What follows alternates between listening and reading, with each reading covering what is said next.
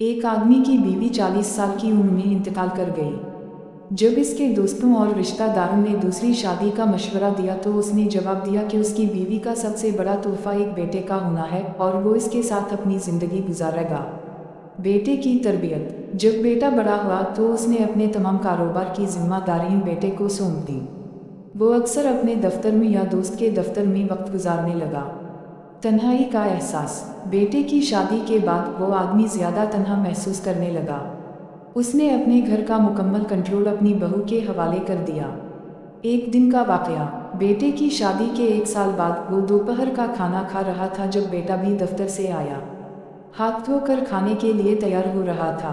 बेटे ने सुना कि वालिद ने खाने के बाद दही मांगी तो बीवी ने जवाब दिया कि आज घर में दही नहीं है।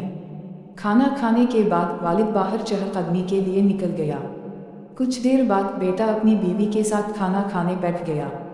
खाने के बर्तन में दही मौजूद था मगर बेटे ने बगैर किसी रद्दअमल के खाना खाया और फिर दफ्तर चला गया। हैरत अंगेज़ खबर। कुछ दिनों बाद बेटे ने अपने वालिद से कहा, आज आपको अदालत जाना है और आपकी शादी हो रही है।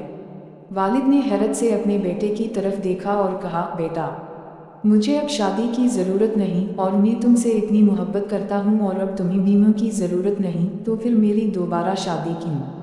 हकीकत का इंकिशाफ। लड़के ने जवाब दिया, बाबा, मैं अपनी मुँह को आपके लिए नहीं ला रहा, ना ही एक सास को अपनी बीवी के लिए ला रहा हूँ। मैं सिर्फ आपके लिए दही का इंतज़ाम कर रहा हूँ। कल से मैं आपकी बहू के साथ किराए के घर में रहूँगा और आपके दफ्तर में एक मुलाजिम की हैसियत से काम करूँगा ताकि आपकी बहू दही की कीमत जान सकी है। वालिदैन की अहमियत। ये कहानी हमें ये सबक देती है कि वालिदैन हमारे लिए एटीएम कार्ड्स हो सकते हैं, लेकिन वो हमारी मर्ज़ी पर नहीं बल्कि हम उनकी मर्ज़ी पर चलते हैं। दुनिया के तमाम वालिदैन को जिंदाबाद। हर घर में ऐसे मिसाली तर्ज अमल अपनाए जाने चाहिए।